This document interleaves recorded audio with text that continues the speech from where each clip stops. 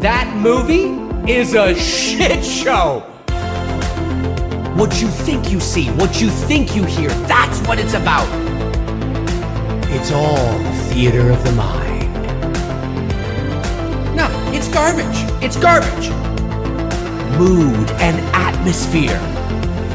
Now that I really like. That's what I'm looking for. That's what I want to see.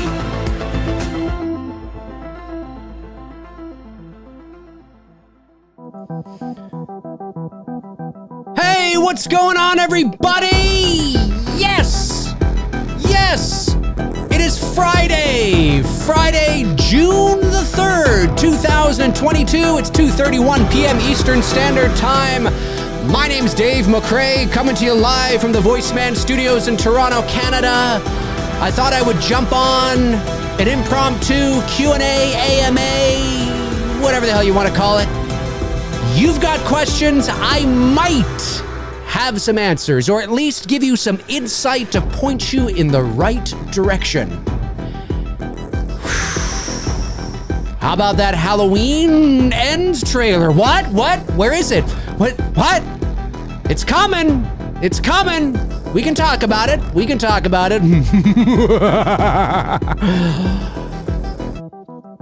Whatever you want to talk about here on this lazy Friday afternoon.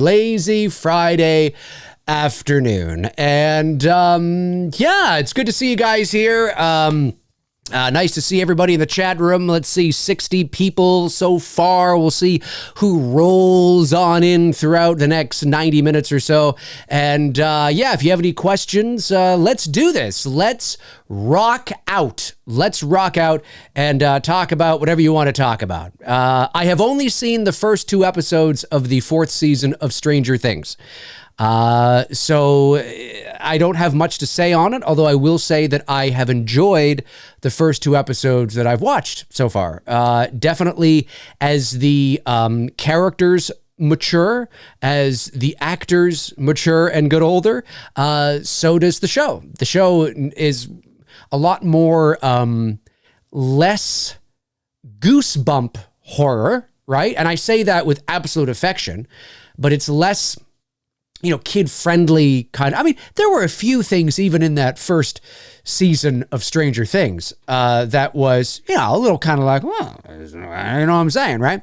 But overall, right, it still kind of had that fantasy, horror. I don't want to say horror light, but you know what I'm talking about, right?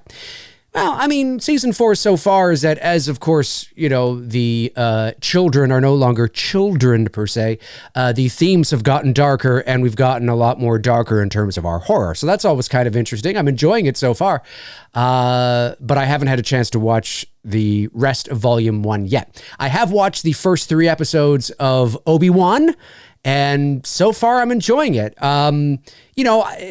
There are some people that have said, but what about this and what about that? And the writing here or there.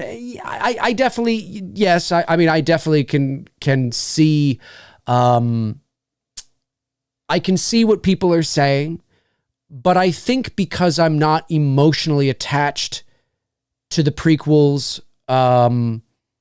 maybe I'm just letting certain things slide. There are certain things. As a fan of the original trilogy, I have questions. I'm kind of like, well, if we're doing this, then how to, and that's the problem, right? I mean, that goes back to the original trilogy where George Lucas never, it was never supposed to be this. It wasn't that he had this great big plan.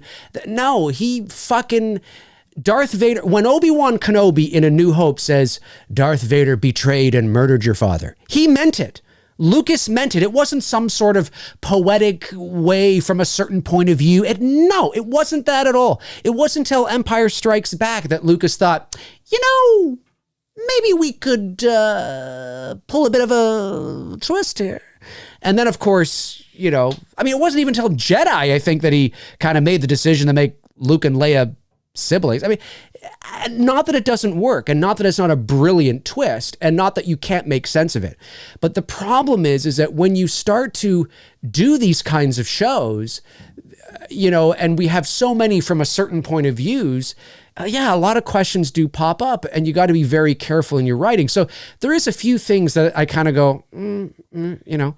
Obviously, most of Obi-Wan is shot on the volume stage, and you know, it's some of it is shot on location, but a lot of it is using the volume stage, which is an amazing thing, by the way. But you are limited, right? It's not the same as being on location. So, you know, some of the shots might, I don't know. I'm enjoying it for what it is. I'm enjoying it for what it is. And I think what I'm really enjoying about it, actually, to be honest with you, is I'm enjoying, because it makes more sense to me. I'm enjoying watching Ewan McGregor's portrayal of Obi-Wan, the down and out, you know, some people, like I've read, some fans have said, well, hang on a sec, they're just doing a Last Jedi with Luke.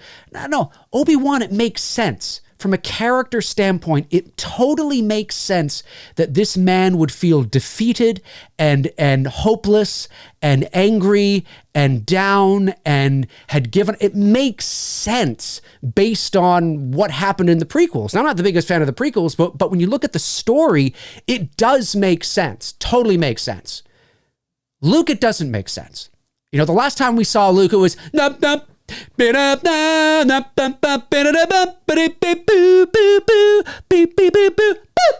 I realize that's the original version. But you know, everything was great and grand and happy, and we never got a chance to sort of, it doesn't feel earned, right? Seeing Obi-Wan, and to be fair, he's you know, he's put himself into exile, obviously, to watch over Luke and all that kind of stuff as well. That's a big part of it. But it just makes sense. And Ewan McGregor is a fantastic actor, and I just love him as Obi-Wan Kenobi, because I think he was the best thing about the prequels, to be honest with you. And so seeing him with better writing in terms of dialogue and things like that, it just, I like watching him. I like watching this down and out character sort of rediscover who he was and all that kind of stuff. So I think that's good. But are there some plot holes and some of the writing kind of like, well, sure, I guess. But I guess maybe because I'm not a die-hard or the same kind of Star Wars fan as a lot of some of these, you know, kind of people are, maybe I just kind of go, you know, whatever, you know, I'm just, you know, but that's me. I mean, so far so good, but I do recognize the issues that it does have. And that little girl who plays Leia, oh my God, adorable. I want to just like pick her up and save her myself. Absolutely adorable. I like the writing with her, how they've given her moxie and attitude, and that's smart. That's good. That's cool. She's great. I don't know what they're going to do in the next 3 episodes, though. It's kind of like, you know, okay, let's go here. What's going on? I feel like you need more. Like you need like 10 episodes or something. Anyway, so I've been watching that. You know, I've been watching that. That's what's been going on with me in the world of streaming. Anyway, let's see what you guys are saying. Super chat comes in from Eddie Chase, sends in $5. Thank you, Eddie. Says, even though part 7 sucks. What part 7 are we talking about? Why no love for Tina as a favorite final girl? She goes toe to toe with Jason, and he took a beating. From her. Are you talking about why in general? Or are you asking me specifically? Well, in general, I don't know why. I mean, everybody has their own reasons why they don't like a particular movie. For me, I just don't. I mean, look, is it better than 8? Yes, but that's not saying much. The bar is very low.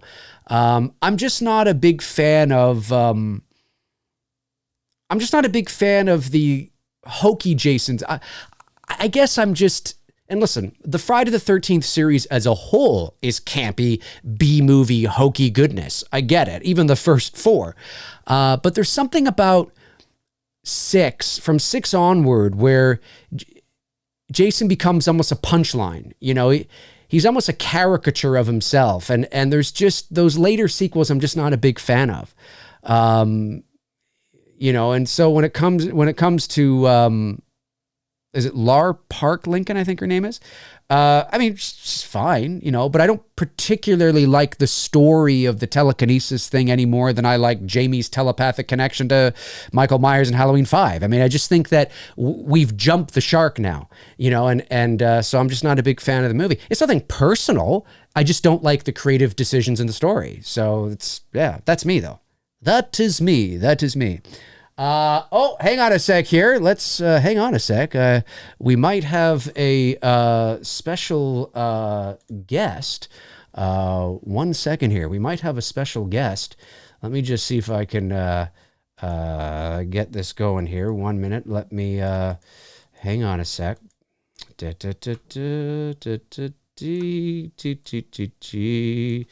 me just, I'm on the other side here. This is a pain in the butt doing this. Hang on a sec here. Okay. Let me just put this in motion 1 second. We might have a guest. I was going to put this as a surprise. I wasn't expecting this early, ladies and gentlemen. All right, we have a guest. A guest has made his way in, ladies and gentlemen, the one, the only Frank Riker. Frank, how you doing, my man? Good. How are you, Dave, and everybody out there in McRae land? Yes, I didn't think you were going to make it on. Was that a ruse? Were you surprising me, or did you have like a last minute change of mind? Let's just say that our significant others surprise us all the time with little gifts. Well, Sarah is your wife's name, right? Correct. Well, Correct. Shout out to Sarah, who is an incredible wife.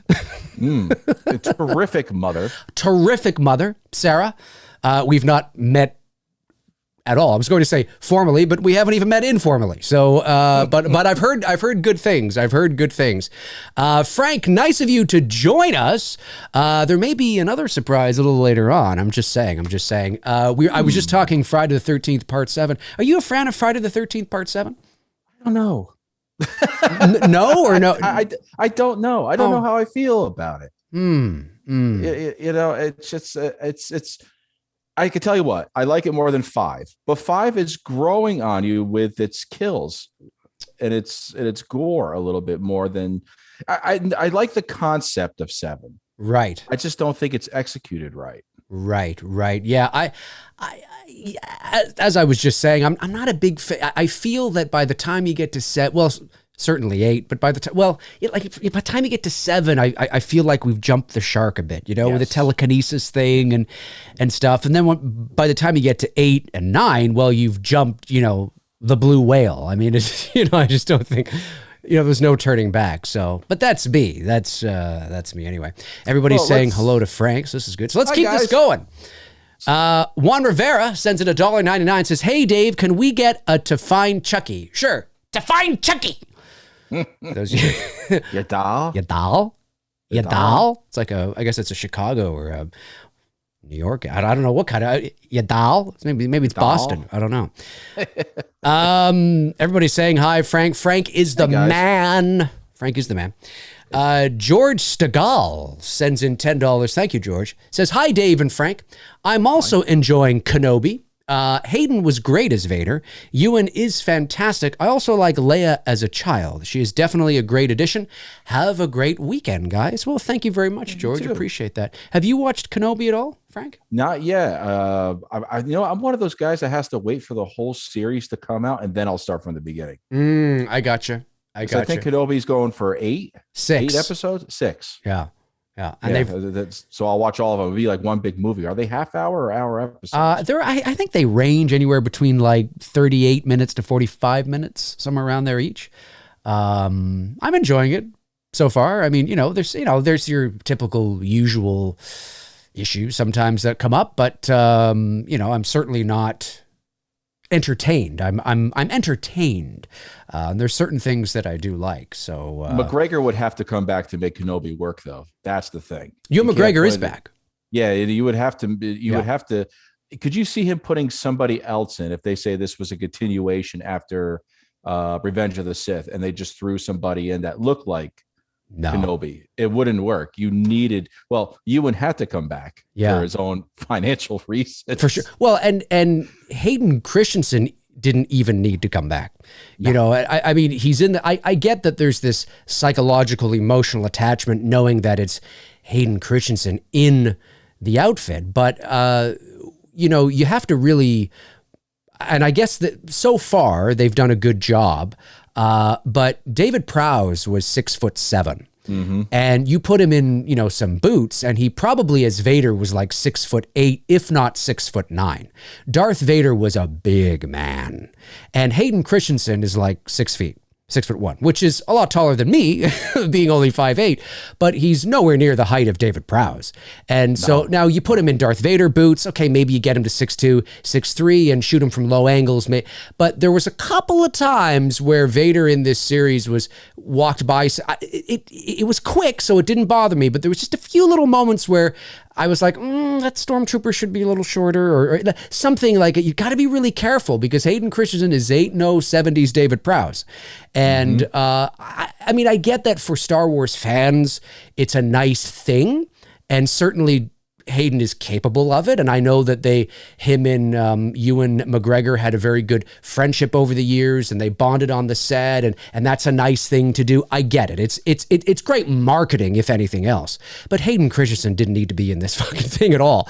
No, not at all. No. I mean, you know, because you also have the voice of James Earl Jones, which sounded a lot better. Like crisp. Yes, like crisper. Yeah. He sounded ancient, like I'm about to roll out of my wheelchair and fall onto the ground and put, you know, and help I can't get up kind of thing in Rogue One. He sounded very old, still great, but he sounded very, very seasoned and ancient. Whereas in Obi-Wan, they've done something. They've done something with audio software where they've been able to manipulate his ancient voice. They've done something to make him sound pretty Empire Strikes Back Darth Vader. And I got to say, I'm very impressed.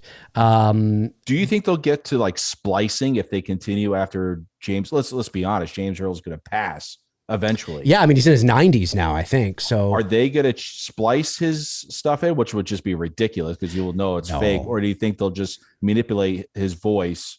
Because nowadays you can do that with audio easily. Yeah, you can. It would depend on rights as well. I mean, you can't use anybody's likeness or voice or whatever without obviously paying.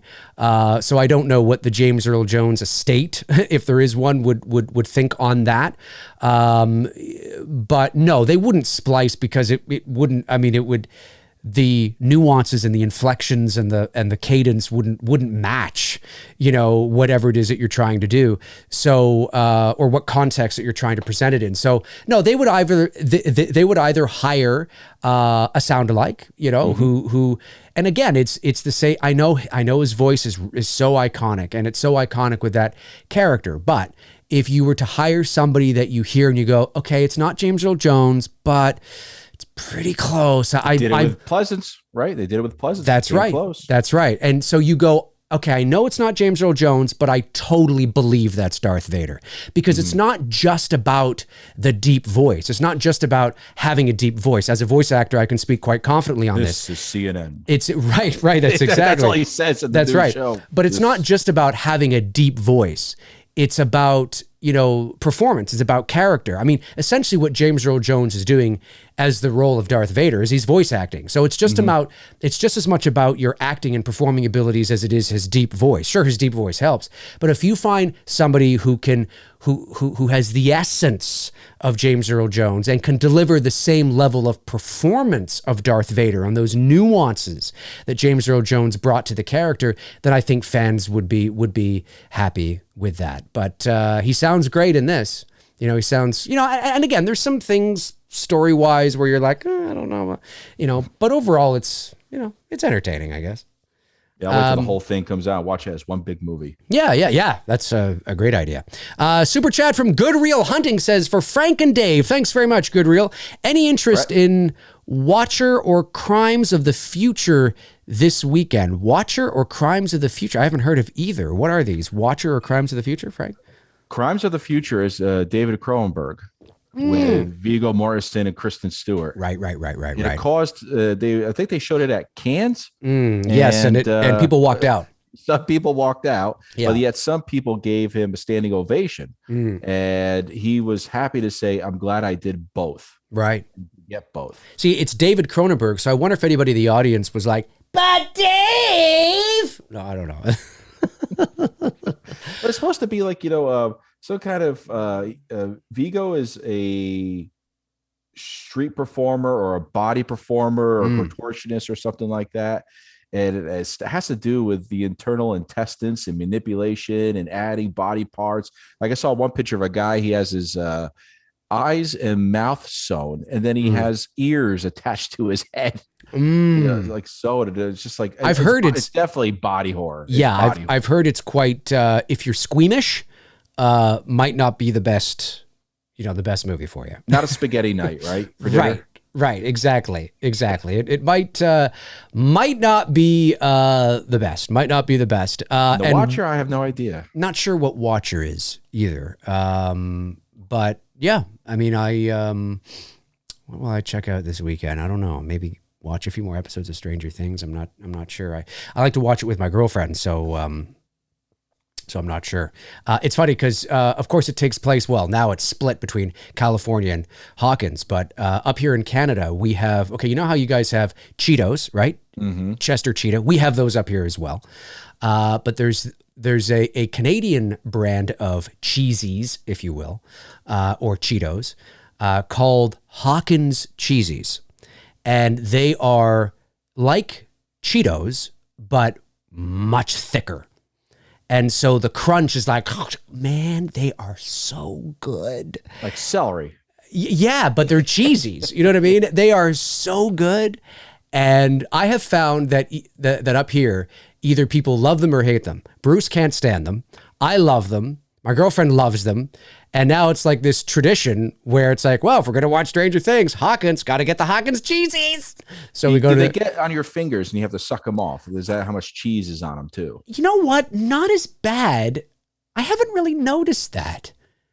I don't know. That's a good question. I don't think so. You got to wipe them on the shirt, leave some dust. I don't think dust. so. I haven't noticed that.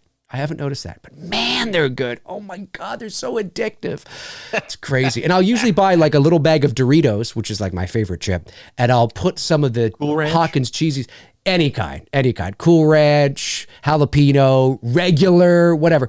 And I'll grab a handful of the Hawkins cheesies and I'll put them into the little bag of Doritos, shake it up. So I have like, variety. And what's coming out next? Oh, The Dave mix. The Dave mix. That's right. Yeah. It's like popcorn and milk duds.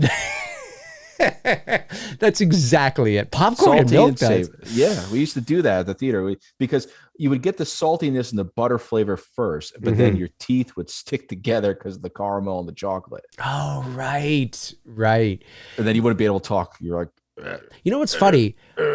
I can't remember the last time I had popcorn at the movie theater.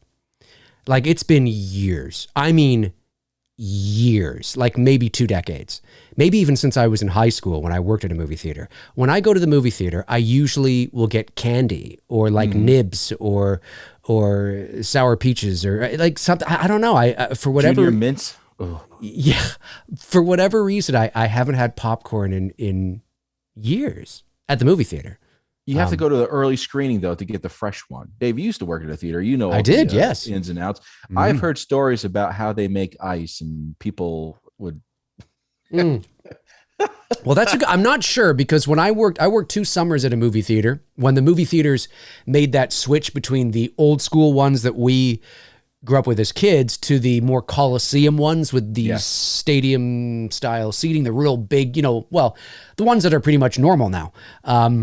They started to make their way in the mid to late 90s, and I got a job at one, and it was like incredible. Like nobody ever seen anything like this. You were still there with the reels, right? You would have to track the film and everything. Oh yeah. Or did you guys have the digital? No, I think it was still reels. I think at that time. I think anyway. Do you know how to still do that? No.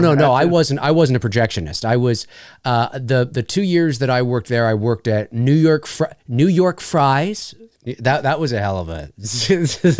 and then the second summer I was out on the floor. I cleaned the theaters. I tore the tickets. I had and that was the year. I don't know if this happened in the States, but up here because they were so new, right?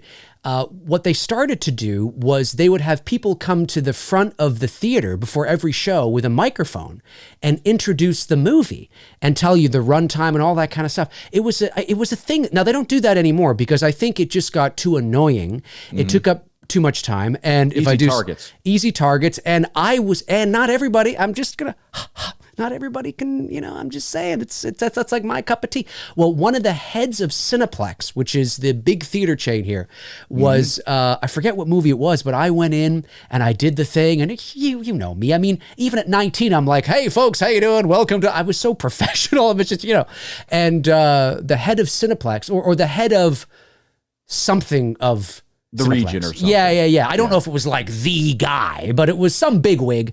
And he told the manager, he says, he's the best I've seen do it. He's like, I've traveled across the country. I don't think I've seen anybody else far in the theater world for us. That's right. And I also remember, I think it was either Detroit Rock City when it came out or some movie came out. There was nobody in the theater except for one girl. And she was sitting kind of in the center up. So I went up and I sat right beside her and I turned on my microphone. I'm like, how you doing, ma'am? And just embarrassed. I loved it. I had so much fun. And the horror movies, I do my trailer voice behind the wall and everybody would be like, what the fuck is going on? It was so much fun. But they axed it because, of course, when I left, you had like little Bobby who would come in and go, hi, well, hi, hello, is this thing on? Shut up! I want to watch the movie. It was just terrible. I could see you going, ladies and gentlemen, my name's Dave, and I'm ready to introduce this to you, and just let you know your movie that you're rewatching is called Marley and Me. Issues are right here. Frank, you give me a microphone anywhere. And I'm in. They put a microphone in my hand. Dave, we need you to go and introduce the movie. Okay. What would you do on the Titanic, Dave, if you had a microphone? At the end? I don't know. I don't know what I would do. The boats are this way. That's a good question. I wasn't working because I just worked the summers. So Titanic came out in December of '97. No, if you were literally on the Titanic. Oh, if I was literally on I would. I'd be like, ladies and gentlemen, the boat is now sinking. The iceberg we just hit just passed. That's it. Please calm down and relax. It's not a big deal. For sure, I would have done that. I would have been with the crew that was playing the fucking violins and shit. That's what I would have done. If you take a request, gravity will happen in about in an hour, and the best place to be would be the propeller. 100%. Drinks. 100%. I totally would have done that. Hugo. My glasses. Martinent? Hopefully I'm saying that right. I think I'm saying that right. There's a couple of ways in my head that I think it said, but we'll just stick with Hugo for now so I don't butcher you, buddy. $4.99. If at the end of Halloween 2, they didn't show Michael burn alive, would that have improved Halloween 4 as a whole, or how would you rewrite 4 with that in mind? Oh, well, it's hard to say. I mean, would it have improved it? I mean, it would have improved aspects of it, right? So, but you still are left with, no, it would have improved the idea that, okay, well, he's burned alive, but Halloween 4, I think, to give credit, I think they did a pretty good job at what a late 80s slasher movie could do. Well, he's been in a coma for 10 years. Oh, okay. And they showed burns on his hands. I mean, he should have been burned to a crisp. And I say this with all due respect, but he should have looked like, one of those, well, you know what I'm talking about. He should, really at the end of the day. But, and how does he see? I don't know, but at least we don't see his eyes. I don't think it would have done much. I really don't. I don't think it would have done much. And remember, Carpenter gave Halloween 2 a concrete ending because the game plan was to move on. Michael did die. When you were the end of Halloween 2, Michael did die. And the game plan, if Halloween 3 had been a box office success, the Halloween series may be very different today. Maybe very, very different today. And there wouldn't have been a Halloween 4, The Return of Michael Myers. So it's hard to say. I don't think it would have changed much. I really don't think it would have changed much. Frank? It's such an epic ending, is it, with that firewalk that Dick Warlock did? Yeah. I mean, just imagine if we never saw anything like that. Oh. I mean, we'd be going on Kane Hodder and 7. For sure. In his fire stunt. Yeah. the only way I could I find it funny always when I watch part 2 is that there's Michael's still burning when they're loading Laurie up and everything like that. They never put him out. Let's just well, he's the last one to be put out. Get everything else. That's right. That's right. I mean, in reality, if put you out would, that blanket. but this is movies, right? You suspend your disbelief. They left Loomis in there. They never got him out. No, and when you look at how engulfed Dick Warlock is, and he's lying there, I mean, there's no way this person would have survived and been in a coma for 10 years. And let's be honest, why would you keep him alive? 10 years? You're keeping a serial killer alive? I mean, I don't know if they ever explain. I'm sure there's some sort of legalities maybe in the state of Illinois that they were fighting. And who knows? We can justify it in our own minds. Well, maybe there was a battle between Loomis and the state and, no death penalty or something. Yeah, exactly. But I mean, okay, a coma for 10 years, barely scathed. And was he awake that whole time? Was he conscious? And he's just hoping, when the nurse comes in, oh, maybe it's this time she'll give me maybe maybe I it's don't this know. time. Maybe Michael liked the sponge baths for 10 years so much. Maybe he did. They left. When they left, he's like, oh, okay. No more sponge baths. I'm mad. No more. Mohammed Nabil sends in 100 United. I got it. I know I'm right. Dubai. Thank you very much, buddy. Really appreciate that. It says, hey, Dave, does it surprise you the reputation of the original, that the original Friday the 13th gets? For me, it does. I see many rank it very low within the franchise, but I'm a fan of it. I prefer Scream, A Nightmare on Elm Street, Halloween, but the OG Friday is number one in the series. For me, fascinating. Well, you know what? It's often my number one as well. But I'm not surprised. No. And I think there's a few reasons for that. And Frank can jump in here after, because I know that he has thoughts on this as well. Yeah. Because Frank and Darren have talked about this. But, the identity of the Friday the 13th franchise is Jason Voorhees, right? And it's very difficult, especially for new people who are, or new people to the series, and even those who are longtime fans, to find it in there. Like, there's nothing. And I agree. I think because Friday the 13th is so repetitive, I think there are a few sequels that just do it better. You know what I mean? It's just, they essentially do the original Friday the 13th, but they just do it better. And they do it with a cooler killer who's got a hockey mask, and they up the blood and they up the gore, or, it just, it's not a movie that I think it's respected. I think for laying the foundation, it's certainly, I think, respected from the fans of being the original, but it doesn't surprise me that it doesn't get the love that, say, you give it or I give it. I like it because I think there's because it's the first, for me, there's just a raw, gritty eeriness to the film. At times, not overall. I mean, it is a campy, cheesy, independent, low-budget horror movie, but there's just some moments where you're like, that's really eerie. That's really creepy. And I often will refer it to as a whodunit. And technically, Frank and Darren are correct when they say that it isn't. Technically, that is true. It's not really a whodunit in the purest form of what a whodunit is.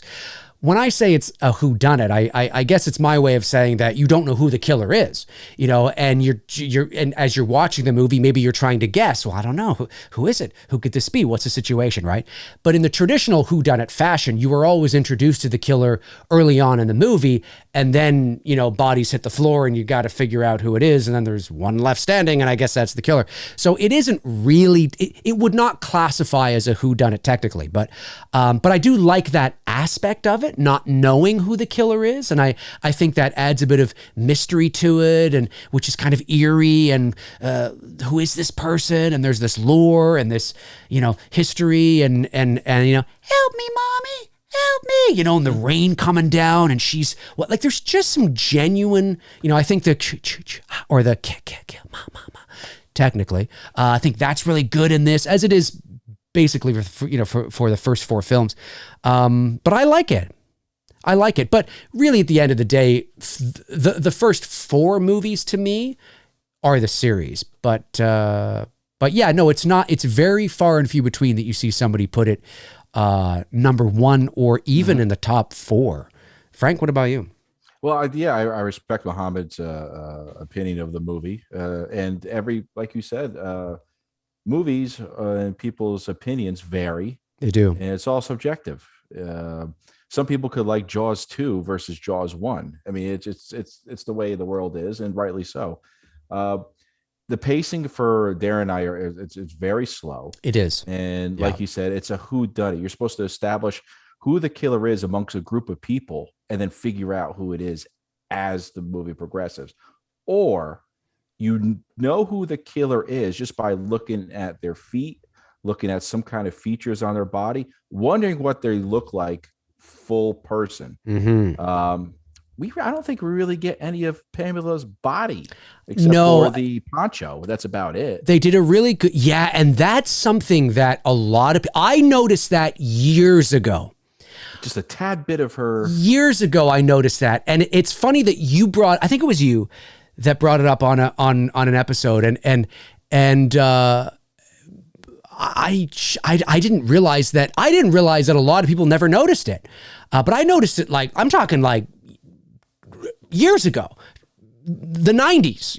As a teenager, I mean, I noticed it. It's you see it just briefly move into the cabin, and but even when Pamela is chasing, I forget the girl's name now, the one we're introduced to at the very beginning, who gets slashed across the throat. The kitchen help. That's right. The new cook. Yeah. Right. When she's being chased in the forest, and then we cut to sort of a low shot of just quote unquote Pamela's legs do kind of like a stop and then a move. I don't even know if that's Betsy Palmer. I don't even know if that's a woman. That might broad shoulders too. Yeah, and I think it was intentional, especially back at that time. It was intentional to make it appear that it was masculine, that there was a not necessarily like that it had a masculine presence.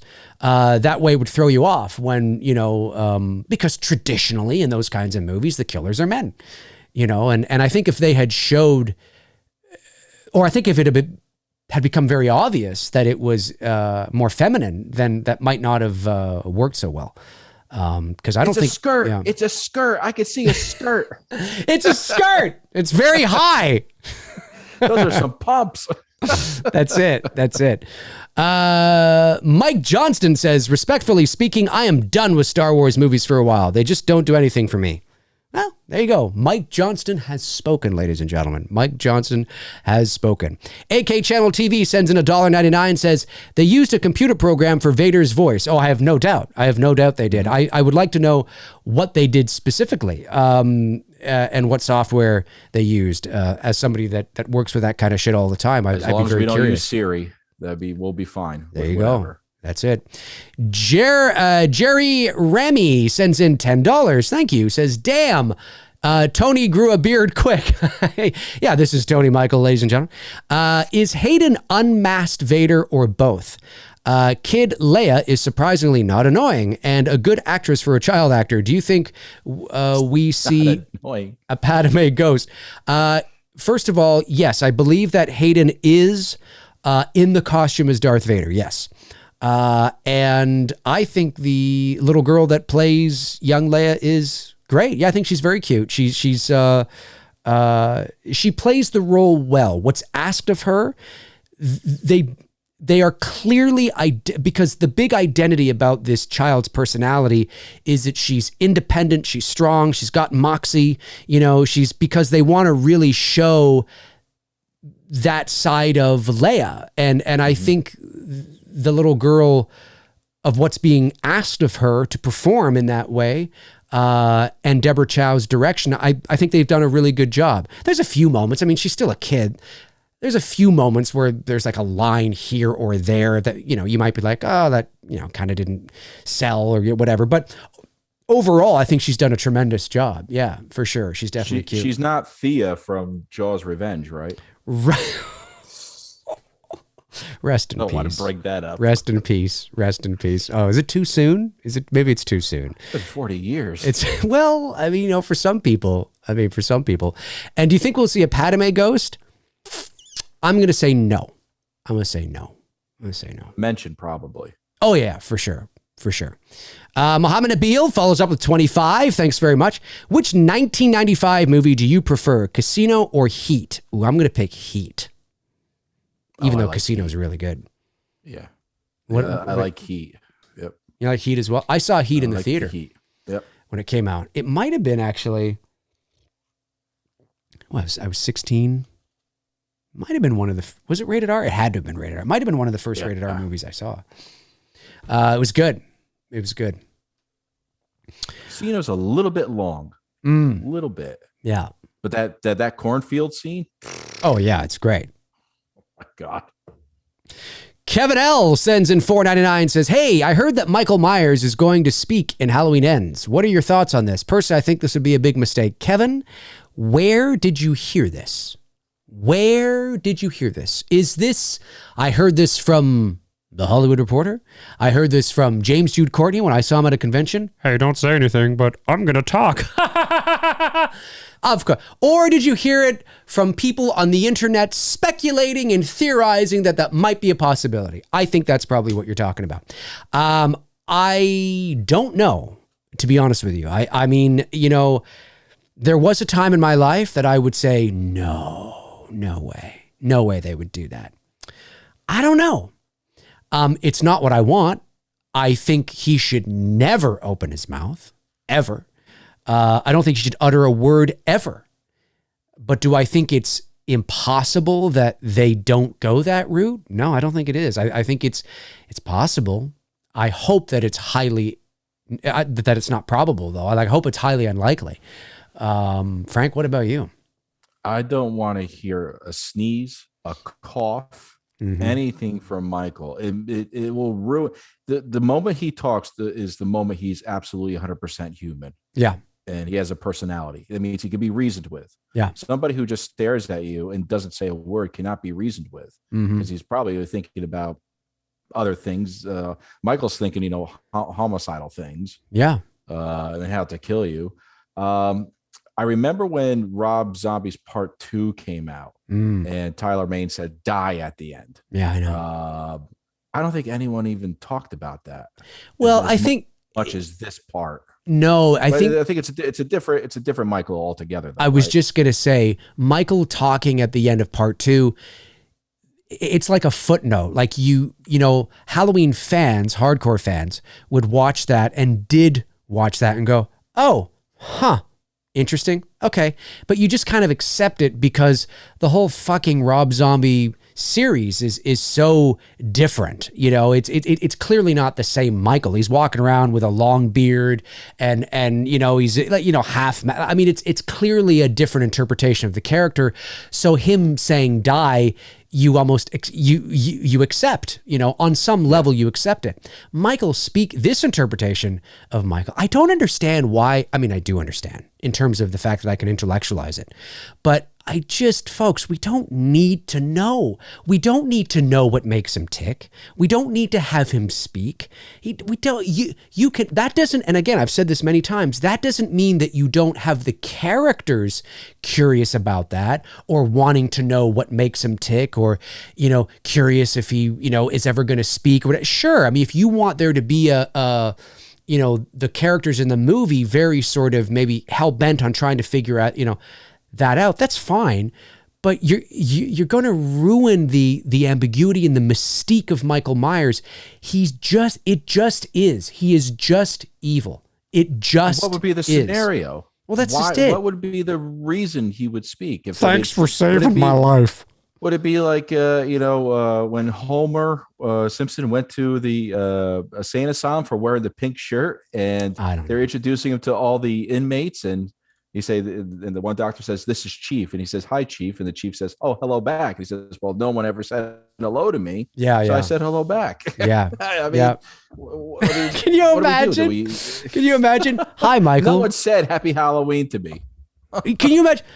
Well, except Lori did, I think, at the end of 18, right? Is that what she said? Happy Halloween. Or good morning. Right. Good morning, Michael.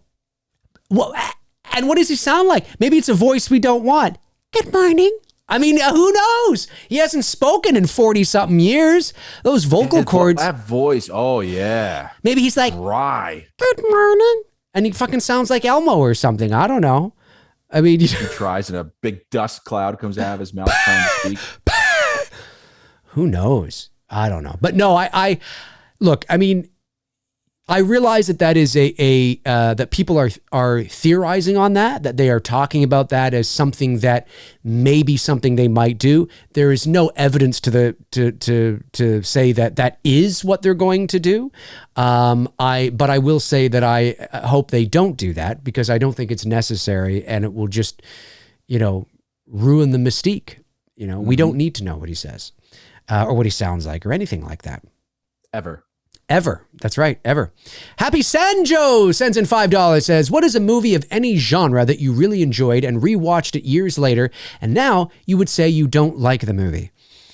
I think I've been asked this question before. Off the top of my head, I don't know. Frank, do you know a movie you loved years ago, but now you're like, I don't know. You know what? It's a Disney movie. It's Honey, I Blew Up the Kid.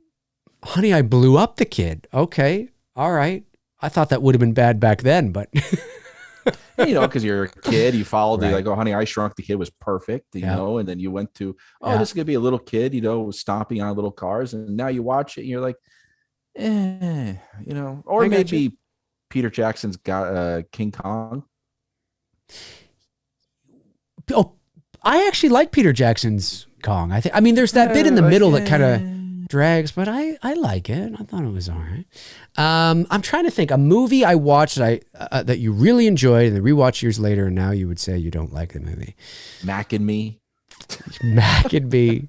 Short Circuit, Part 2. Both those movies were shot in Toronto. How about anything from the Police Academy series? After 1, it's kind of like R to PG. Yeah, some of those things don't land as much. I don't know. Something from Star Wars too, something like that. Yeah, I don't know. It's a really good question, but I can't think of anything off the top of my head. A movie that I really enjoy that I've watched years later that I'm like, I don't enjoy this anymore. Well, how about this? Can you watch Blair Witch more than twice? Not so close together. No. Yeah. Here's one, and this happened because of what we were doing on your channel and I've talked about this before when we were doing the best and worst of Elm Street. And this is blasphemous to say, and I understand that, but because we were watching each movie once, we were watching each movie once a week, right? So I was able to watch the entire Elm Street series from 1 to 6 in such close succession to each other. And I hadn't done that. I don't know if I've ever done that ever.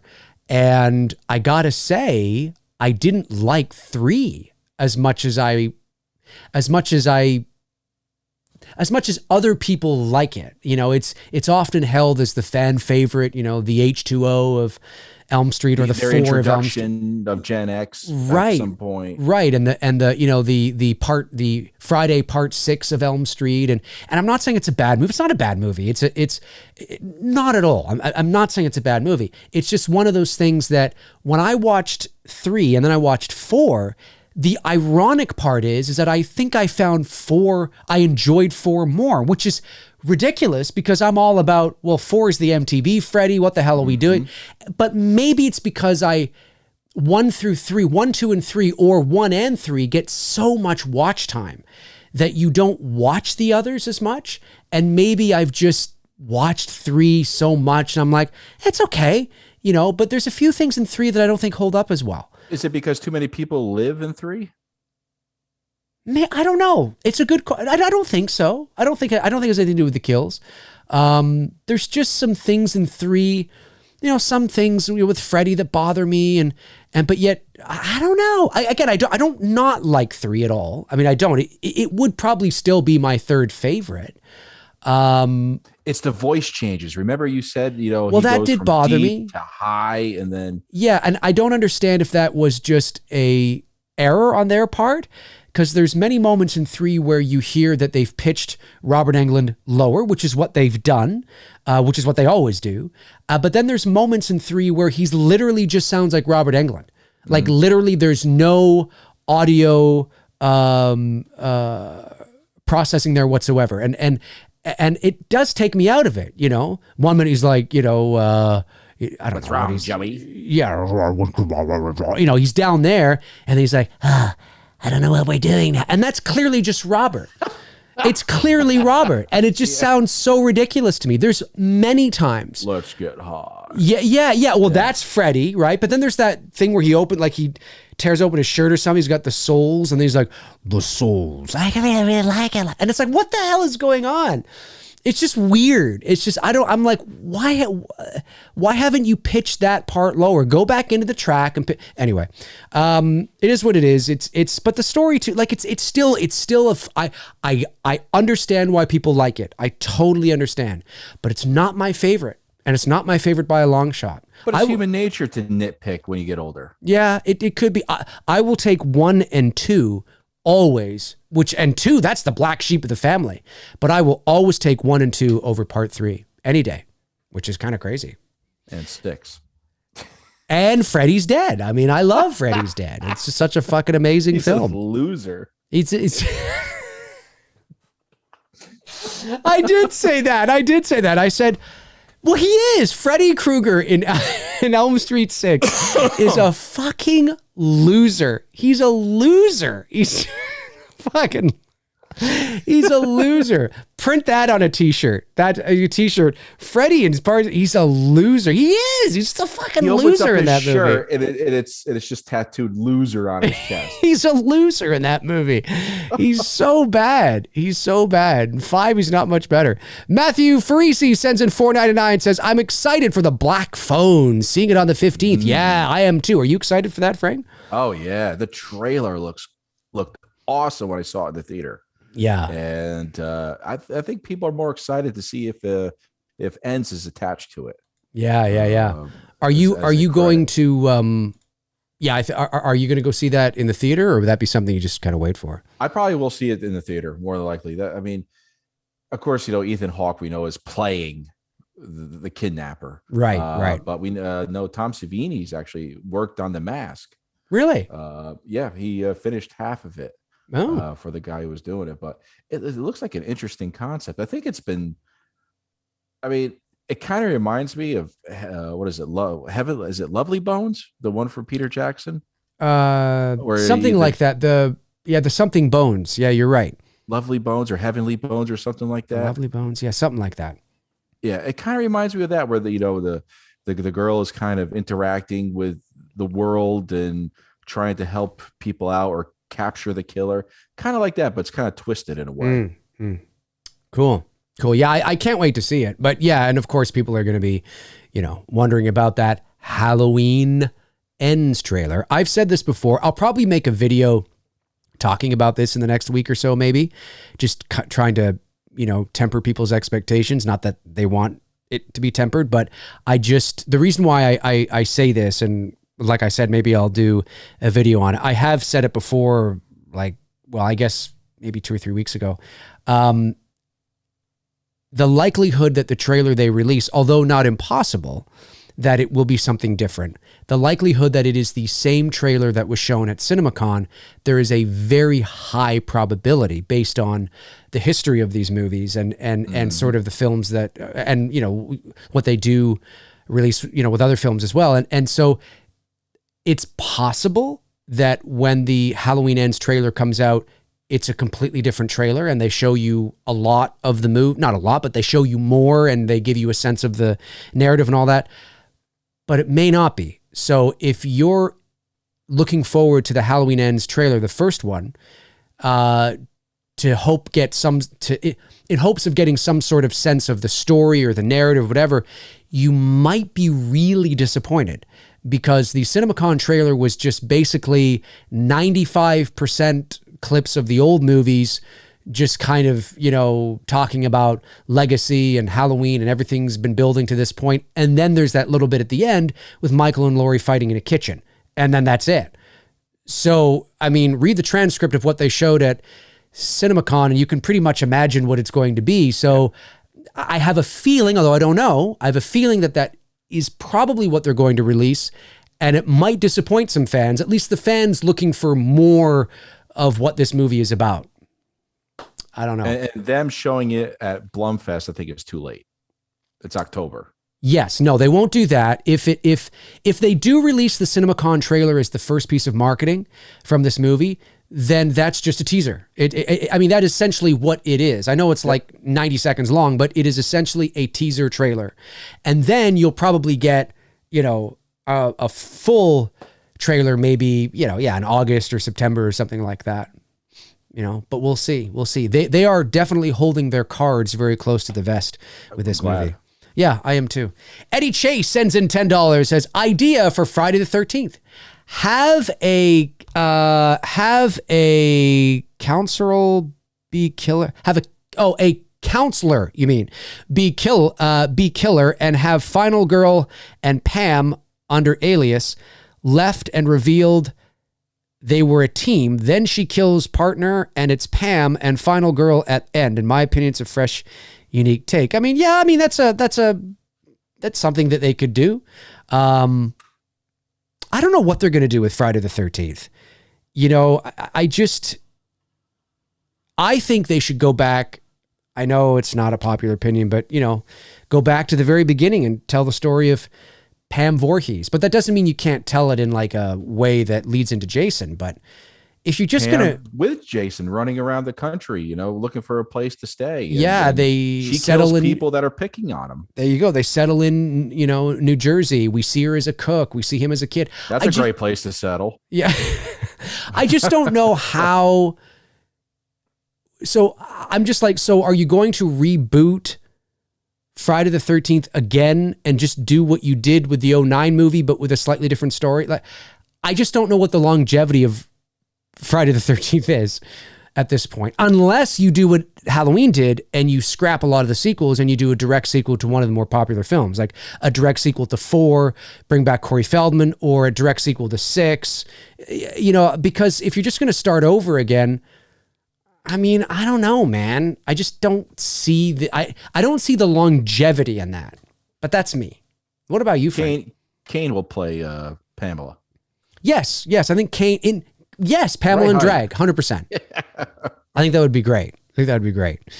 Jerry Ramy sends in $10, says, if the rumor of him talking is true, it's not a rumor. There's no rumor out there that I know of that is coming from reputable sources that are saying that Michael Myers speaks in this movie. Where that is coming from is what I have been able to assess is YouTube channels that talk about horror movies, that like to talk about Halloween, and that are theorizing about what sort of things might get fans upset. What sort of things are they going to do? What is the twist going to be? You know, is it all going to be a dream? Is Michael going to talk? Is Laurie going to die, but Michael live? Michael die, but Laurie, like, that's where it's coming from. It's just people. And that's one of the things that people talk about. So it's not a rumor out there that this is what they're going to do. It's just part of the Rolodex of theories that fans have been talking about. I just want to make that clear so fans know that, what? There's a rumor he's going to talk? Oh my God. I haven't heard it. I've spoken to my sources. They haven't said anything. Now that's not to say that it won't happen, but I'm not hearing anything from any reputable sort of places that, oh, look out, he might be reciting the alphabet. You know what I mean? I have. Well, remember they were showing the video that he was talking when Karen took his mask.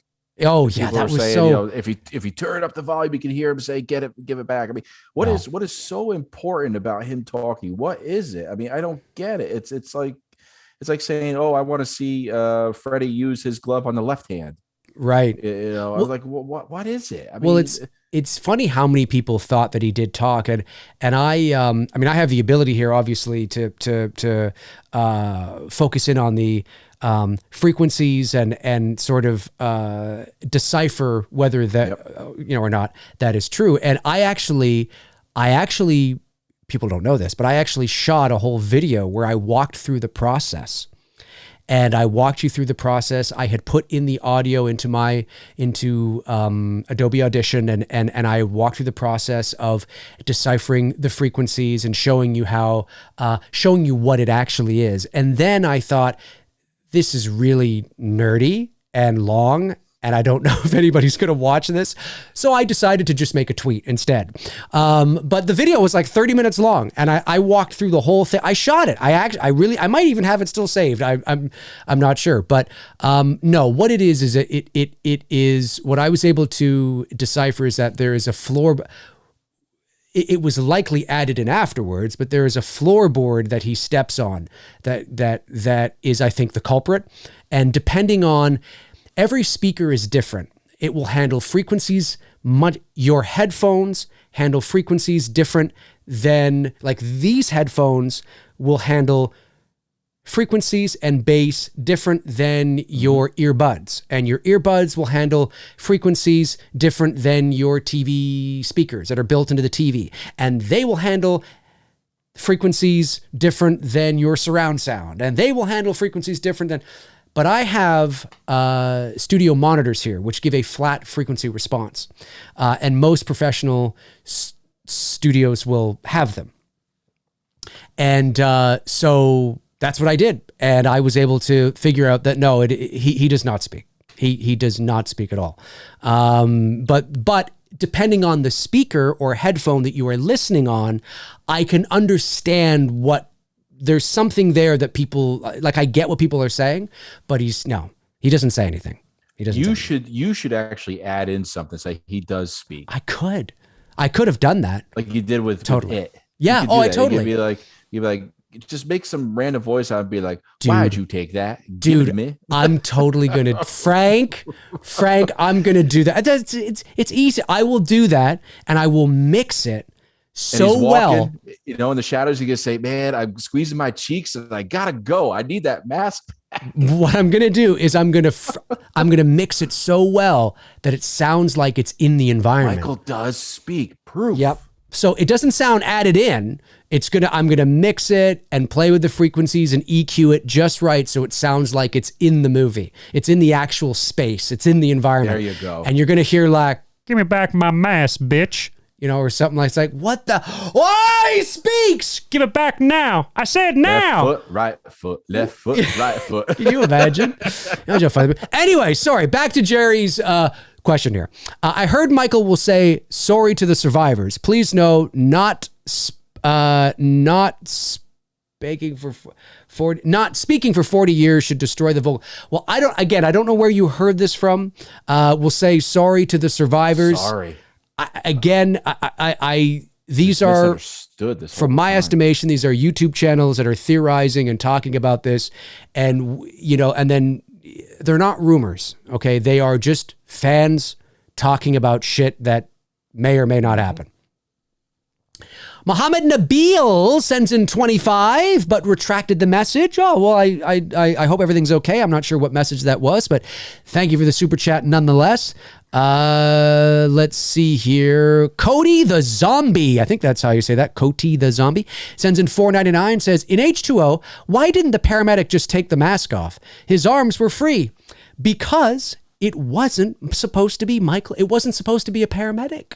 I mean, okay, so there's two ways we can look at this. We can say, why didn't he take the mask off?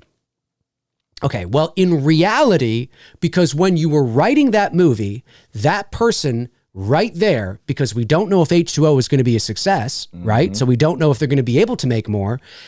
The intention of that person right there with that mask reaching out to Lori, which I cannot stand the reach thing. I just can't stand that.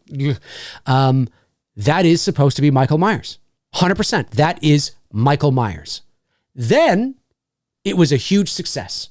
And all of a sudden, it's not Michael Myers anymore. So that is the real reason. There was never, ever anybody saying, while making H2O, this is the ambulance guy, right? Not at all. Not at all. Not at all. But then they painted themselves into a corner. We're like, oh, wow, this is a success. Well, we got to keep going. Mustafa Khan, we must keep going. Okay, well, what are we going to do? He's the ambulance driver. Okay. And that's really why, right? So that's the problem, is that there is no continuity. It doesn't make sense because in reality, of course he would do that. Of course he would do that. Why didn't he? Because it's not the ambulance guy.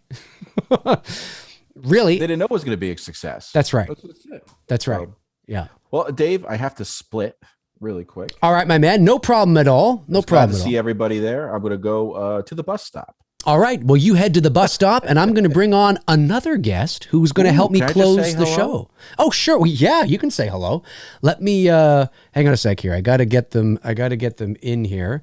One sec. There they are. Oh, it's only him. It's him. It's him. Now, 1 second here. I gotta get both of you. Hang on. This is going to be. Hang on a sec here. Let me get you both on.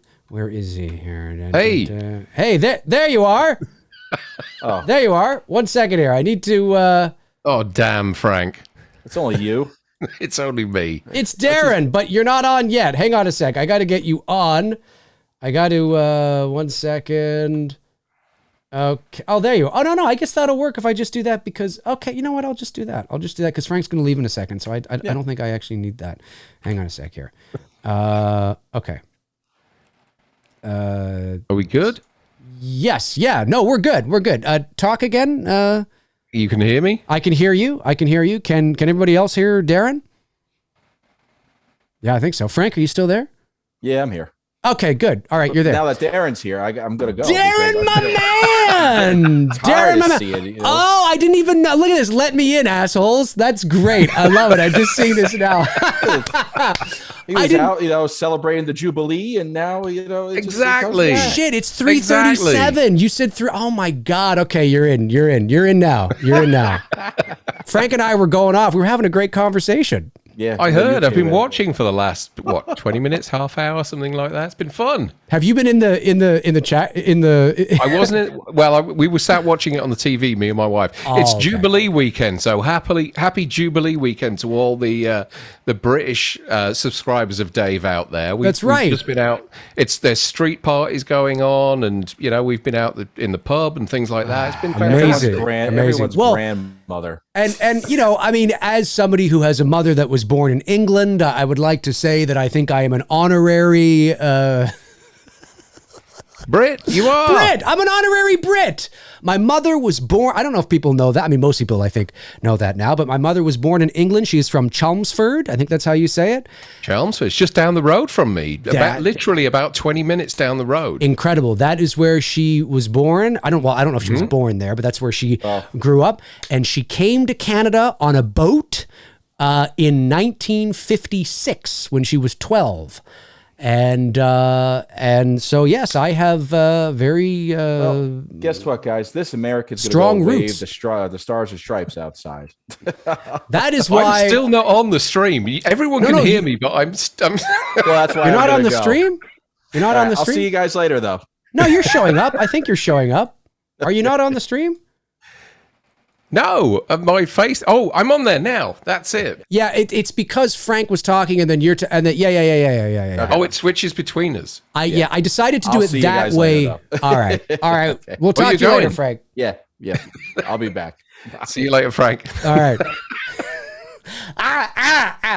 No, I decided to do it that way instead because Frank was leaving. So instead of setting up your own window, I was like, well, since Frank is leaving, I'll just leave it going back and forth. Why is he leaving? He says he's got to go to the bus stop. He said he hates me. That's what it was, wasn't it?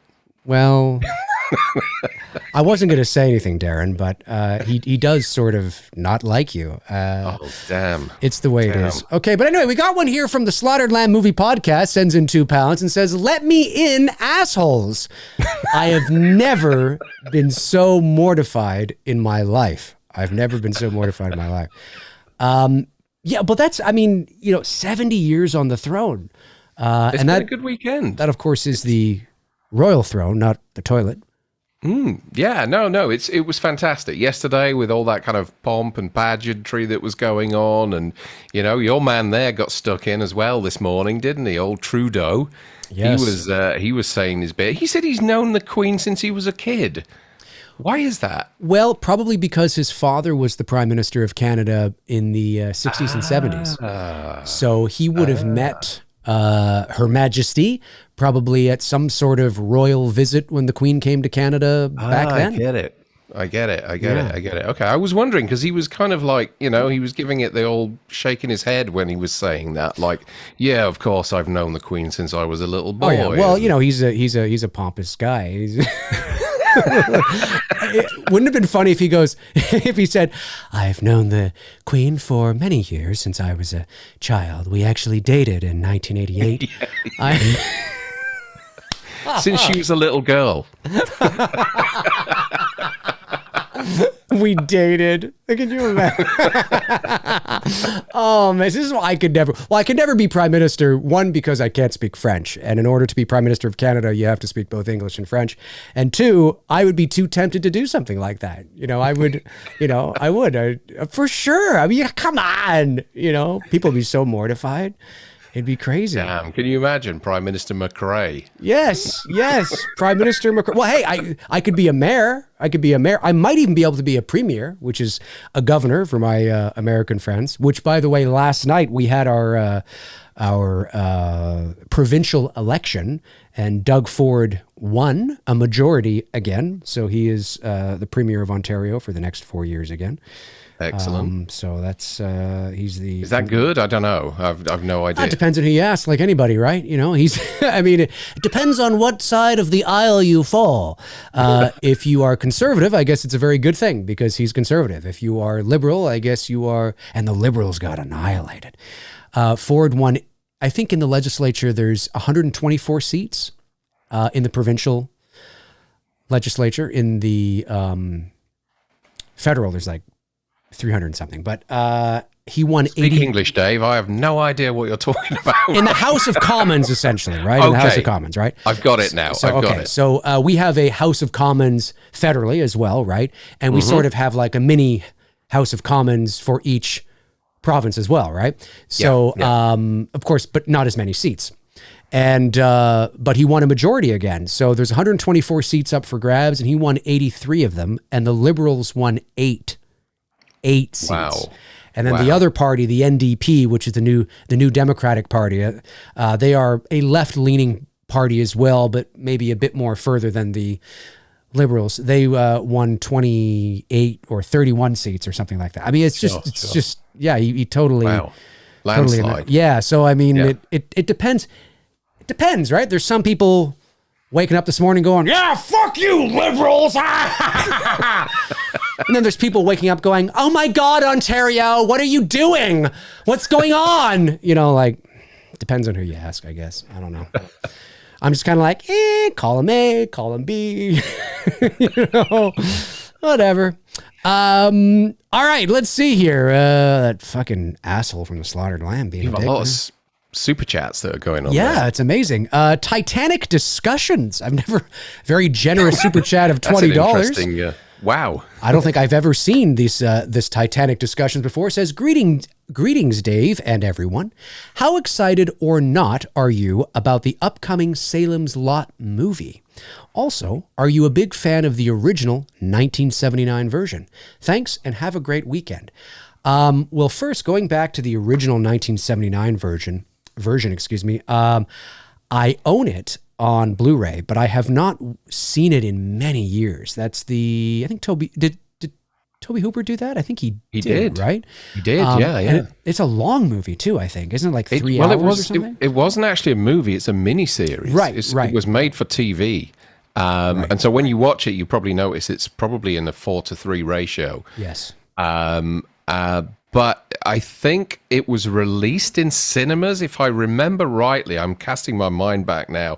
It was released in cinemas as a kind of and the chat room will correct me here, I think it was released in cinemas as like a 2-hour movie. But yet, if you watch the miniseries on TV, which I believe was 2 episodes, it's a good 3 hours, maybe a little bit longer than 3 hours. I was just going to say, yeah. Yeah.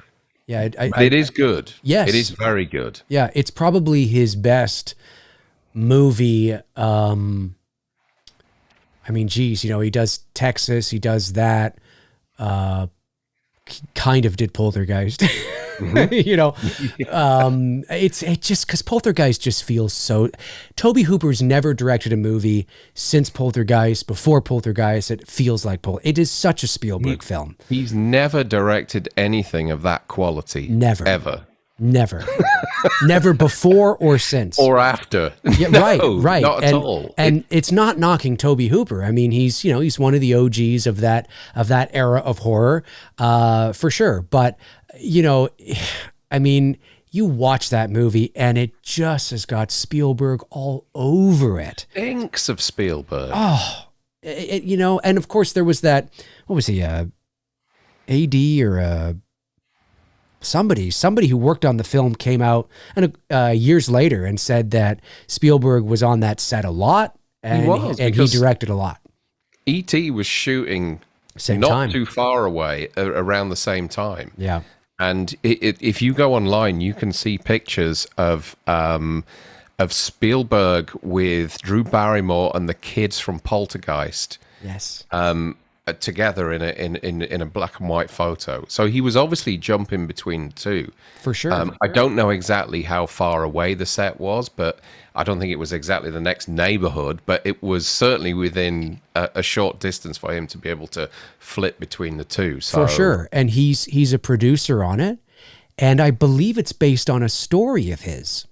And so I think, I don't know if he wrote the screenplay, but the story of Poltergeist, I think anyway, was Spielberg's, if I'm not mistaken. And I think Spielberg wanted to do Poltergeist. I think he wanted to direct that movie, but couldn't. So it just kind of makes sense. You know, he has an emotional attachment to it. You know, it's not that he's just producing a movie to put his name on it. And no, he had some sort of level of emotional investment in it, you know, and he was there. It's got Spielberg all over it. I mean, it's like dark version of E.T. or something, you know? Anyways, back to Salem's Lot. Am I excited for the upcoming movie?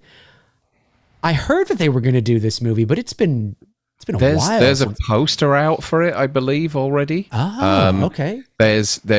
I haven't seen a trailer. I don't think there's a trailer out. I mean, you know, I stand to be corrected on that, but I don't think there's a trailer out yet. Okay. I think, if I remember rightly, on the poster it says that it's from the team who brought you It. So I don't know. Is the director Menchetti? No, I don't think so. Let me have a look. Well, you chat away, and Okay. I'll have a look on. Okay, sounds good. Salem's Lot. Sounds remake. good. Let's see here. Matthew Whitfield sends in $5, says, so with what you know so far about Ends, what are your early impressions about how this movie is heading? Well, Matthew, I don't know too much. I knew a lot more about Halloween Kills, you know, before it came out. There's a few little things that I know, but they're not plot points. You know, I mean, they're not like major plot points in terms of anything juicy, you know, and it's just sort of kind of maybe it's more of anecdotal kind of stuff. And so I don't really know. But as somebody who, you know, was born in the late 70s and remembers a time when you just didn't know what was coming, I think it's great. I think the fact that we know next to nothing about this movie, I think is great. And Darren, I was saying earlier when Frank was on, and I might do a video on this, but I think the chances that the Halloween Ends trailer that everybody is excited for is just going to be the CinemaCon one. And I think there's a high probability because the CinemaCon trailer that they showed for 18 and Kill, or they showed for 18 ended up being the one that they released. It's always possible that there could be another one, but if they do show just the CinemaCon one, which it may not be, right? But if it is, there's not a lot of ends in there, you know. I'm cool with that. You know, their Same. strategy so far seems to be, you know, keeping everything under wraps. Not giving too much away. You know, we know very little about this film, and I've been really laughing at some of the Halloween YouTube channels recently, and not in a bad way, but they, you know, because I really wish these guys well. I support these guys that are Halloween fans, but everybody's really struggling to pull Halloween content together in lieu of this film coming out, and some of the videos that have been made at the moment are just clickbait almost. Yeah. You know, they're headlines and titles to draw people in, and then when you click on it, there's no information whatsoever. No, and that's it's all theories. Yeah, and that's where a lot of this, you know, Michael speaks, it's all a dream. You know, Laurie dies, Michael lives, Michael dies, Laurie lives. I mean, that's where all these quote unquote rumors, Brother, sister coming back and all that sort of stuff. Right. Yeah. And what happens is that, you know, one channel says it and then another channel says it because they think that's kind of cool. So they want to talk about it. They want to get, you know, and now a lot of channels are talking about it, but then so then to the average person tuning in, it feels like it's a rumor because there's all these channels. It's not a rumor. It's not there's next to nothing about this movie. Most of the stuff you see, not everything, but most of the stuff you see are people speculating, either just speculating purely outright or speculating based on a bit of information that they might have either from a source or a contact or something like that. But make no mistake, there is very little concrete, verifiable, absolutely 100%, this is what they're doing out there. It's just, and this dream and it doesn't mean anything. It's just fans looking for Halloween content, for sure. Yeah. For sure. And I hope they continue down this path until, you know, a week or two before the movie comes out. Release that final trailer, you know, 3 or 4 weeks before it comes out. Give us a little bit more insight into what's going on, but hold it all back. Yeah, I agree. I think they've been burnt in the past and they're learning their lessons. Yeah. They're keeping it all close to their chest this time. And I love that. I think it's great. So do I. And that's why I think, although not impossible, right? I mean, anything can happen, but that's why I think that there's a high probability that this, you know, this Halloween Ends trailer that people are excited about may just be the CinemaCon one. You know, it may just be, it may not be, or it may be the CinemaCon trailer, maybe shuffled a bit with maybe a few. Yeah. But if they really want to just continue to hold the cards close to the vest, that's what you release, because it's basically just, you know, 80 seconds of past films and then 10 seconds of well, I don't know if that's exactly right on the time, but you know, 90% of the past and then 10% of a, you know, a fight scene. I mean, it's as we chatted privately, you, Frank, and I a few weeks ago, and I think the consensus was we all thought that the fight scene that people are talking about is quite possibly moments after the end of Halloween Kills. Yeah. You know, Laurie walks to the house and confronts Michael at that moment. And we may see a continuation for the first 5 or 10 minutes of Halloween Ends from, you know, carrying on from Halloween Kills. That's it. Right. And you know, I said to you that I knew somebody that was there and they had watched it. They tweeted about it. And I didn't think... And it kind of feels like it's too late to ask now because it's been like, you know, over a month. But everybody was wanting to know about the mask. What does the mask look like? What does the mask look like? And I'm thinking to myself, well, if you really want to know where this takes place, what does Laurie look like? What is Laurie wearing? Because if she's wearing the shit that she left the hospital in, well, that's likely a fucking prologue. You know, of some sort that sets it up. And then we fast forward 4 years in the future. If she is in the same getup, looking the exact same as she did in the hospital, that's just to kind of bridge the two films. If she's in something completely different, like she's in a bomber jacket or, you know, whatever, well, then that's something from the actual Halloween Ends movie. That would make a great pre-credit opening scene. It would. To Halloween Kills would be that battle between the two of them. It would be fantastic. And I think it would be cool if it's a black screen and you just... I guess you got to show all the studio logos. I get that. But after that, you just cut in. You just cut in and like you cut in on the action. And it's like, what the, and you're already in it. And Laurie's opening the door to the Myers. Like maybe that kitchen is the Myers house kitchen. We don't know. I have no idea. Probably not. Could be. That's what I was thinking. That'd be cool. Maybe. Anyways, Salem Lot. Salem's Lot. So the director is a gentleman called Gary Dauberman, who directed Annabelle Comes Home. I believe. 1 second. He directed Annabelle Comes Home in 2019. So it's his second film. He also wrote Salem's Lot, It Chapter 2, Swamp Thing, the TV series, one of your personal favorites, The Nun, and he did the screenplay for It, the first chapter. Okay, so he's got experience. Yeah, he's got experience. Yeah. But we'll see. It'll be interesting to see what he does with this, and whether they decide to make it 2 movies or 1 extra long movie. Who knows? Who knows? Interesting. Movie Chat and More Part 2 sends in £5. Thank you very much, Richard. And says, hey, Richard. The more I see of Butler, the less enthused I am to see Elvis.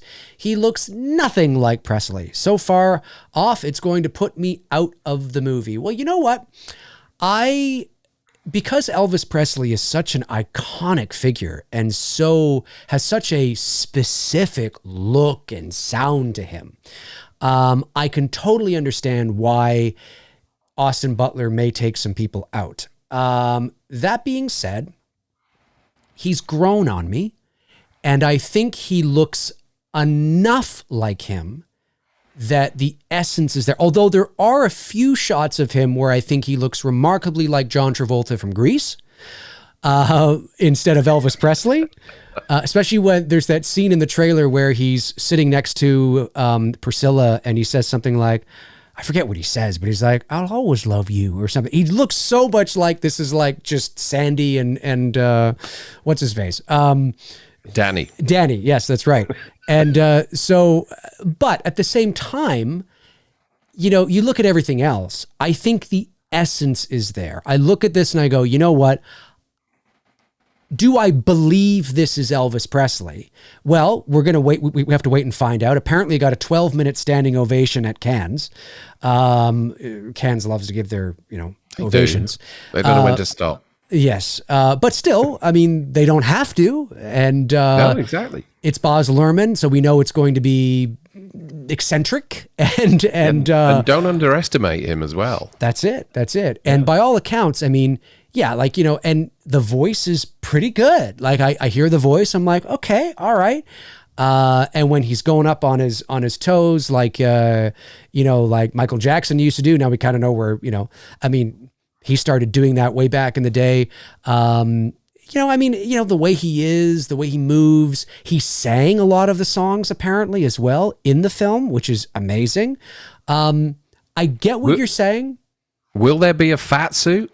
That's what I'm looking forward to. Yeah, when they get to the 70s. Elvis in the karate suit in the kind of mid-70s and the sweating and all that. Yeah. I'd kind of like to see all that stuff as well. It'd be interesting. Yeah, because when Elvis first got to Vegas in the early 70s, he was still very slim.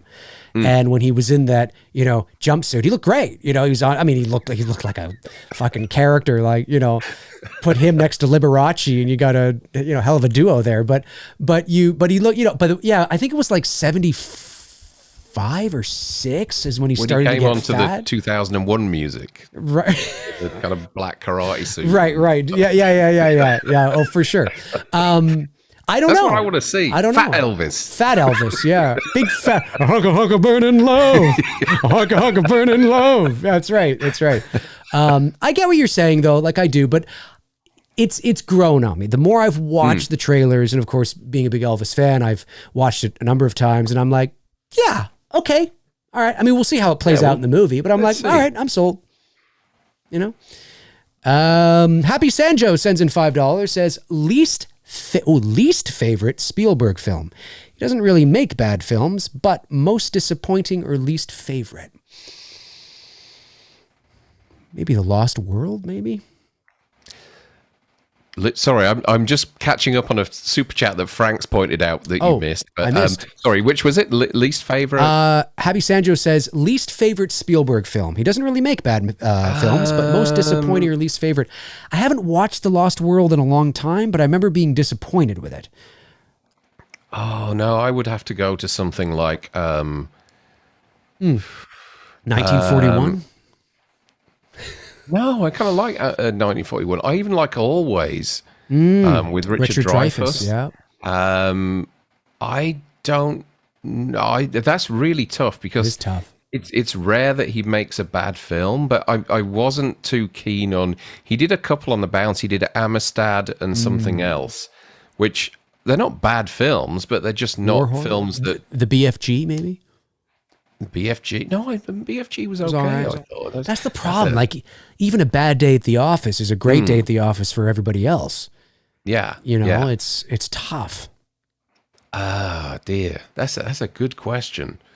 For me, I haven't watched The Lost World in a long time. So to be fair, I'd have to go back and watch it, and maybe it's not as bad as I remember. It wasn't bad or anything, but It's okay. I think compared to Jurassic Park, it was such a high bar. I still think it's got some awesome moments. You know, when they're hanging off the cliff in that RV, and the RV glass is cracks. cracking Yes. And I think, you know, if it's particularly with Dominion coming out in a few weeks, I think it's worth taking a look at that again, because I believe that Jeff Goldblum and his daughter, I think, may be in Dominion. Interesting. His daughter in From the Lost Lost World. World. That's right. So, yeah. Oh, you know what? Evil Alex makes a good point. The Kingdom of the Crystal Skull, bit of a disappointment. That's a good one. Yeah. Bit of a disappointment. Yeah, very much so. Hopefully they can make up for that with the next one. Although it's not Spielberg, I know that, but it'll be good to see them make amends for that movie. That first image was great. And it was so good. And then I saw, and it happened again. I forget what the site it was. I made a comment on it too. I was like, why are you doing this? Some Indiana Jones site. They took that image and they brightened it up, you know, and the contrast. And I made a comment. I said, what are you doing? I said, this image, I said, you're totally ruining the mystique and the Stop. Do you not realize, folks, that when studios release images that are dark or ominous and you can't really kind of see anything and you just kind of see a bit of shadow, it's supposed to be like that. Yeah, that's the point. It's supposed to be mysterious and ominous and you're only supposed to see his silhouette. Why are you bright? Stop. God, get Photoshop out of the hands of these children. I'm telling you, it's so stop it.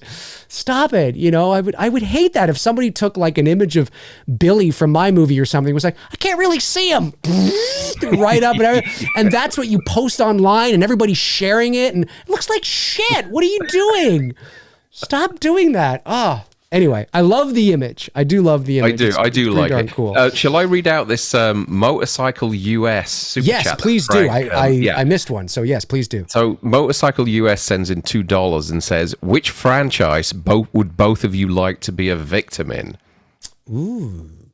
Well, okay, first of all, I got to say Halloween. Porkies. I got to say, or what? Porkies. Animal House. No, I would say that because I'm a Halloween guy, I would say at least one would be a Halloween movie. I think that would be a lot of fun to be killed by Michael Myers, even the bad Michael Myers. Even if I was killed in Halloween 5, I could just say, well, I got killed by Michael Myers.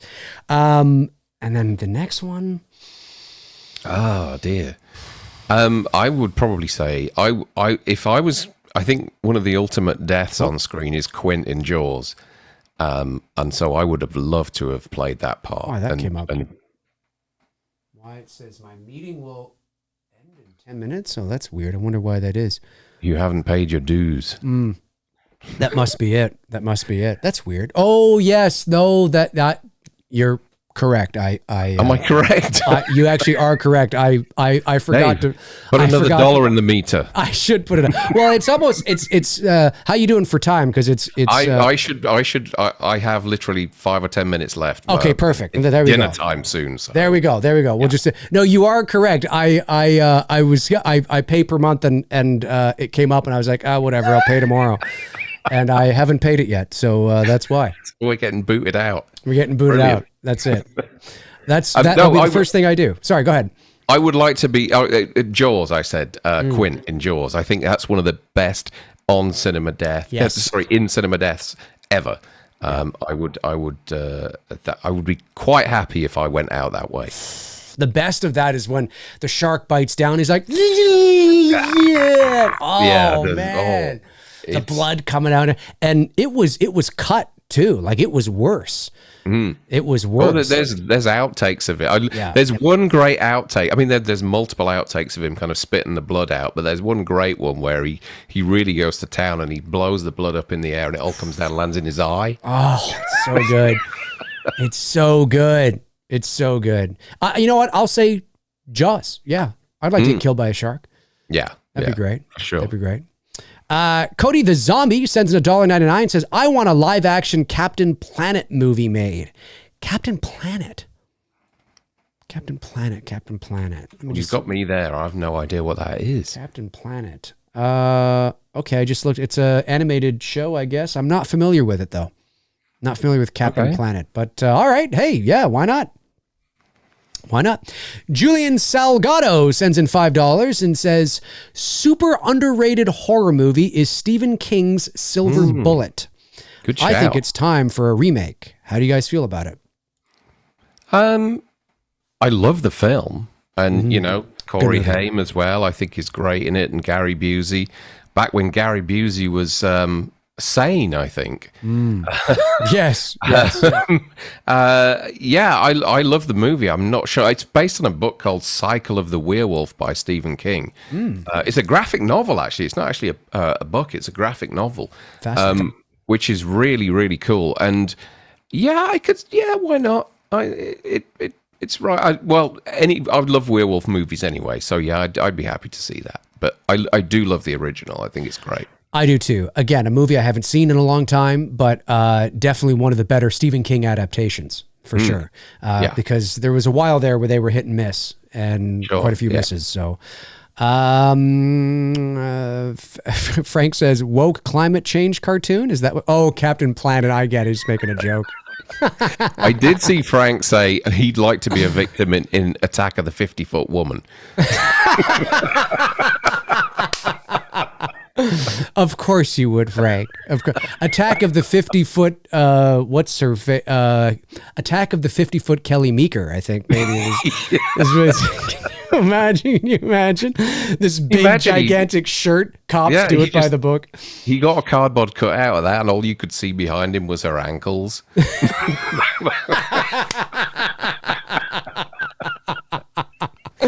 That would be so good. That would be so good. All right. Let's see. Get a few non-super chat ones here.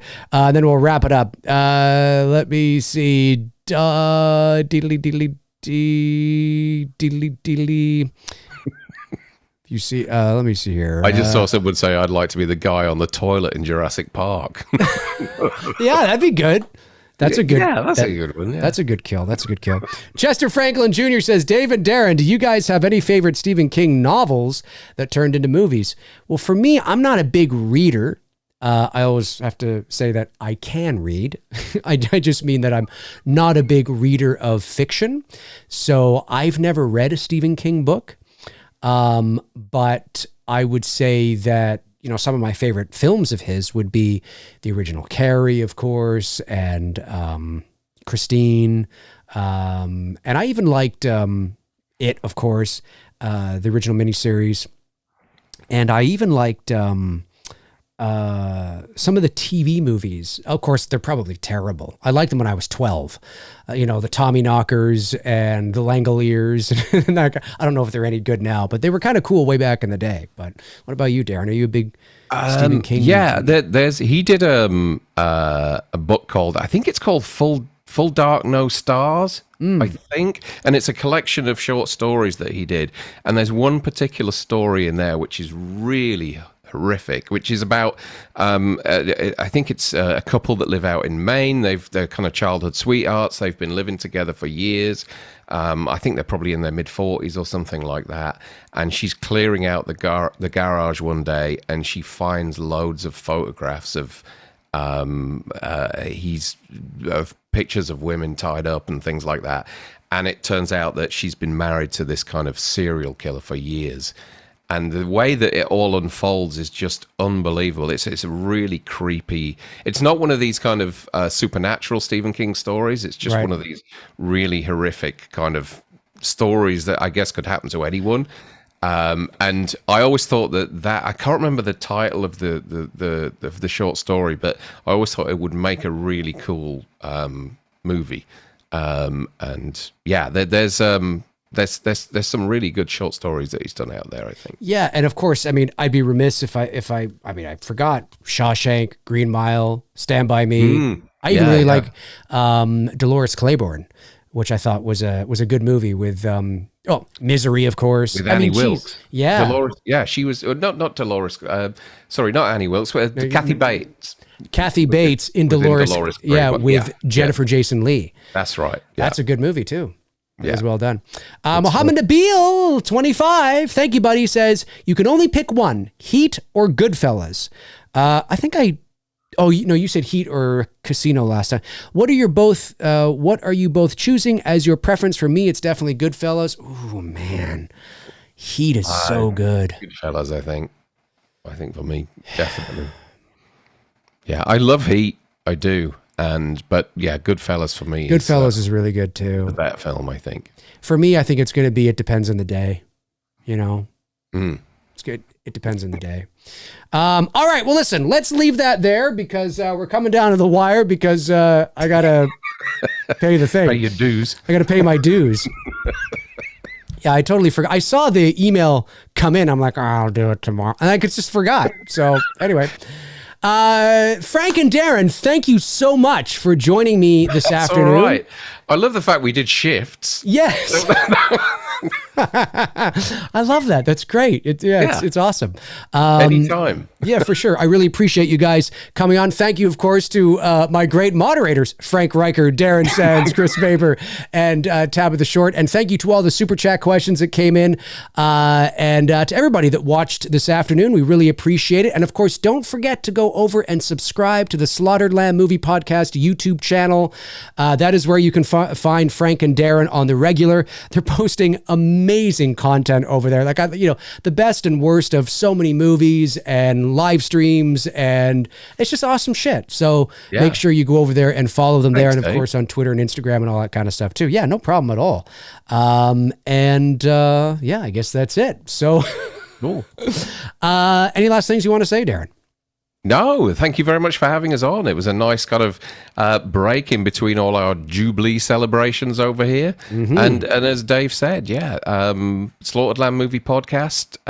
We've got an episode coming out tomorrow night. We're carrying on doing the horror music tunes, which was quite popular last weekend. So what we've done this time is we've taken... our 30 seconds. I've got 30 seconds. Our subscribers' favorite horror movie tunes. The guys that commented in our chat. So if you commented in the chat last week on horror movie tunes, watch tomorrow night's episode. You might get a mention. Amazing. All right, folks, that'll do it for us. In the meantime and in between time, cheers. Cheers. Bye bye.